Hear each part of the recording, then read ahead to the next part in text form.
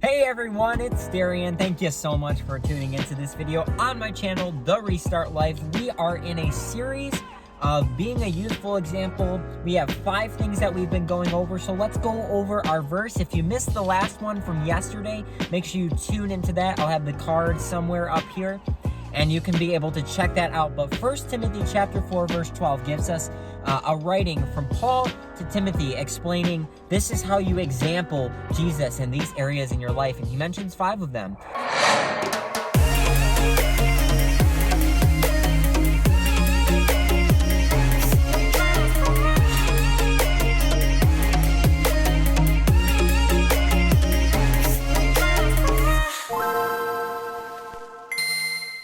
First Timothy chapter 4 verse 12 says, "Don't let anyone think less of you because you are young.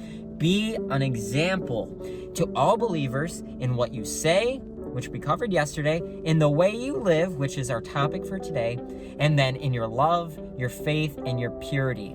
So let's talk about our lives. The second thing that young people need to watch in their life and watch their example in is, well, their life, their lifestyle, and their choices. Now, it's exciting to be a young person. I get fired up as a young person. I feel like I got the fire of the Lord within me to some degree, right? So I think it's really exciting to be young. There's a lot to be experienced. It says in Ecclesiastes 12:1, it warns us though. He says, "Don't let the excitement of youth cause you to forget your Creator. Honor Him in your youth before you grow old and say, life is not pleasant anymore." So let's talk about that. So it is very exciting to be young. We can do new things we've never gotten to do before. We have more liberties. We can drive, all these amazing things. But the thing is that there's a lot of distractions as well that come with this excitement. You know, we want to make the most of every single opportunity while things feel fresh and things feel new. And the warning of this message from this rather depressing writer in Ecclesiastes, he isn't saying that we should, rock and roll all night and party every day, but to remind us to stay focused when we're young, or else we might forget God's plan and purpose for our life. And then you end up 80 years old and you get caught up in life, and then all of a sudden life's gone away from you. And the amazing things that you could have been doing for God, especially when you're young and things are exciting and you have passion, have all passed you by. Ask any older person who is older in their faith. They'll tell you that they wish that they were young again. And that's just not because the young get to experience all these things, but things were better then. Things were easier then. They didn't have to worry about adulting back then. Like, I'm just getting into it, and guys, it's tiring. It's brutal. And distraction, guys, is literally everywhere to take us off the vision, right? The perfect vision of God's purpose and plan for our life. Distraction is literally everywhere. And the more that we get caught up in our biggest distraction, which is our digital world, social media, video games, the like, the more we begin to put God on the back burner. And suddenly this God that we used to learn about in Sunday school and have so much excitement, I got the joy down in my heart, this God that we once loved and were excited about became way less priority compared to the lives that we can have and these virtual worlds that we can make in, well, Minecraft or Animal Crossing or wherever you do it in video games. Or maybe even the things that you could be doing with your friends that you make on social media or in person on Sunday mornings. Like, church becomes less priority. We get distracted and we forget about God, and we're so focused on, well, me and my girls we're going to be going out to Starbucks later. We don't have time for church. Or maybe for the guys, it's just like, dude, I got to be up late tonight. I'm doing a clan war or something with my dudes. Like, I'm staying up late tonight, so I can't be bothered with waking up early for church. So see the lifestyle choice that you make when you start to get distracted and start to make all these plans in our digital worlds and our worlds around us. But the thing is if we forget God, we're going to continue to go on a trend of forgetfulness, and we're going to get into college, we're going to get into high school, or we're going to get into the working world, or even start a family wherever you're at, or wherever you'll be in the next, 5 years from now. And you're going to completely forget God's good purposes for your life, and you're probably going to be totally distracted and not know God's plan for what you're supposed to be doing. And that's a dangerous place to be in, because when you get into college, it's so anti-God that, like, you almost are tempted to just push them out altogether. It's like church and everything, that's all fairy tale stuff. And I only have time to party now. I can't go to church. I'm hungover on Sundays. Like, these things will come, and these distractions will come. We'll find ourselves in college or adulting one day completely lost, questioning our purpose and if God really is real or has a plan for us in the beginning. College will destroy your faith if you're not strong beforehand, and your life will be completely changed and demolished. I mean, we see the people who are rioting, the young people. We see what colleges can do to pervert a young person's mind, especially even the purest of young people. I'm sure plenty of people who are rioting and are looting and are, pushing for autonomy in the autonomous zone were good young people at one point, but they got distracted. They got their hearts set on the wrong things, and they got away from God's plan and purpose for their life, and they're lost. And they're consumed in the narrative of our world today and of our secular and liberal colleges. And I'm just going to say it for what it is. So with all this being said, I don't want to get on a soapbox here, but with distraction comes forgetting our Creator. As it says here, it says, don't let the excitement of youth cause you to forget your Creator. So honor Him in your youth before you grow old and say life isn't pleasant anymore. Adulting sucks. I'm old. I don't like life anymore. I just want to be dead by this time. So here is the application. Don't waste your young life distracted in a virtual world or in distraction in general. Watch your lifestyle. Watch what you're spending time on, what you're consuming, what you're letting in, the friends that you're hanging out with. Be very cautious about those things, because they will quickly distract you and take you away from your plan and purpose, or the remembrance or the knowledge of what that is. Because you want to know what your plan and purpose is? Read it in the Word of God. And the more you're distracted, the less time you're going to have for God's word in your life, and it's going to be less and less a priority. So don't waste your life distracted in a virtual world, whether it's video games or texting or on social media all day, or spend time getting to know about the God, if you are a Christian, that you are going to be spending an eternity with. Get to know the God who created you. No matter who you are created in the image of God. So get to know your Creator while you're still young, when things are still exciting, while you still can understand your purpose, and God can give you a vision and dreams for your life. It's amazing to be young, and it's amazing to feel those dreams and have purposes in God and be doing great things for Him. There's nothing that's like it. I can guarantee you that. Nothing in the world will ever amount or feel the same as serving and living with God. It's awesome. So if you invest in doing things for God, He will actually give you roles. He will give you opportunities and purpose in fulfilling His good plans that He has for your life. He'll actually give you opportunities if you have a desire and you are focused, not distracted, but focused on being faithful to Him and knowing who He is, what His plans and purposes are for your life.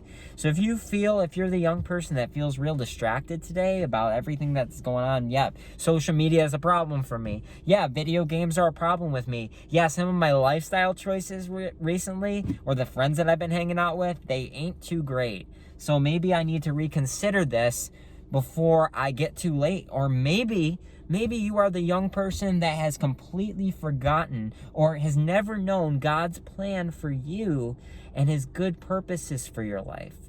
And if that's you today, well, maybe it's time that you put those things aside and pray to God and ask Him to give God a place in your life, to start living for Him, and He will give you that purpose in time. He will give you the knowledge to understand His word of what His plans are for your life. If you have never called to God or called out to Him and asked Him, what is my plan? What is my purpose? Or if you are distracted today, it is never too late to call to God right now as you're listening to this video.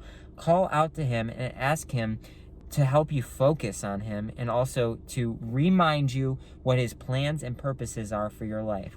Guys, you can be used for amazing things in your youth. There's a lot of big things that youth can be doing. Never compare, this is just a little bit of wisdom. Never compare yourself to somebody else's platform or ministry, because you're going to look at some of the older people who have been preaching for a long time, or maybe some of the young charismatic pastors. And guys, you don't have the same platform as them, most likely. You're not appointed to speak to 1 million people, and you might not even be appointed to speak at all. Maybe you're more of a faith kind of person, or a prayer warrior, or an encourager. Maybe you're not a preacher or an evangelist, whatever. But the thing is if God has given you a purpose, he'll give you the means to fill those out. You know, he's going to equip you with the right stuff to fill out his purposes. And I believe 100% that God can use you no matter who you are, no matter what your age is, but especially if you're a young person. He can use you to make great things happen for the community. And let me just tell you this. Youth are such a tool, and they are such an important part of revival and church health. 100% agree. Like, I don't know if you agree with that, but that is what I absolutely believe, that without young people and without each generation, whether it's really young kids in Sunday school, the teens and teen group, the young adult Bible study, the men's and women's group, and the older people's group, everybody is so essential. But without one of those things, the church will split apart, will be disunified. And guys, we need you today. We need your creativity. We need your passion. We need your youth. Because without you, we're so boring. The church is so boring without you. So instead of having your life distracted and consumed in these virtual worlds and in video games, or away doing all these things, come to the faith and start living for God, because we can use people like you. You are important, and whether you're meant to serve in the church or just encourage your friends on a daily basis, God can use you for amazing things, and he will use you if you come back to him today and be an example to other people on how you live your life, not caught up and distracted, but living for God. If you don't believe me, believe this. Ephesians 2:10 says that you can be used for amazing things. Listen to this. For we are God's masterpiece. We're like his poem. We're like his literature, his artwork. And listen to what it says. He has created us, you, me, anew. We are a new creation in Christ Jesus. And listen to this. So that we can do the good things that he planned for us long ago. If you don't believe that God can do amazing things through you, look at what Ephesians 2:10 says. He says he's appointed, or in other words, that he's planned for you years ago, decades ago, centuries, millenniums ago. Before you even took a breath, God had a plan and a purpose for you. And it says he has planned for your life. He knew you would become a Christian. He knew that you would cry out to him for a plan and a purpose, and that he would have good works that you would do and that you would accomplish. And I pray today that you would start walking in those good works that he has appointed you to do, because you are God's masterpiece. And if you're feeling incomplete, if you feel like you're a little bit distracted and you want to come back to that, be encouraged, not discouraged, because we can let ourselves get discouraged. Like, I'm always so distracted. And that's something that I struggle with, getting distracted with video games when I should be writing sermons, or getting distracted on social media instead of actually reaching out to people who need me and encouragement. So if you're feeling condemned by that, don't any longer.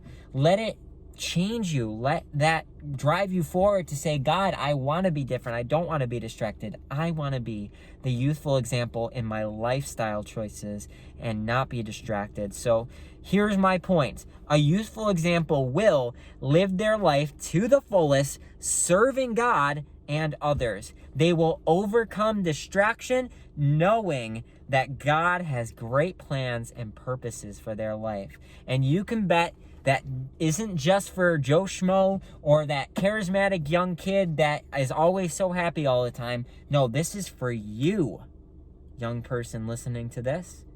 Guy, girl, whoever you are. God has great plans and purposes for your life. Don't get distracted in your phone and in your tablets and in your video games. Seek him in his word. Seek to serve other people. Get involved and let God use you for amazing things. Start that today. Pray to him today that he might use you for amazing things. That's my encouragement for you today. Guys, thank you so much for watching this. Now, tomorrow, we're going to be talking about love. Oh, I love love. No, we're going to be talking about how we can be a youthful example in our love and in our love lives, because most every young person desires to be in a relationship.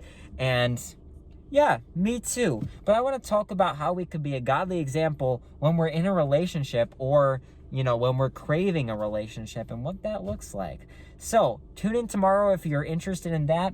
If you missed the one from yesterday, or you want to rewatch some sermons from mine, I'll have everything in the description, so you can go back, or at the cards at the end, the little kind of images that you can click on. So do that if you want to. But guys, this has been Darian with the Restart Life. I hope you have a wonderful day, and I will see you tomorrow. Keep repping Jesus in everything that you do. I love you all, and goodbye.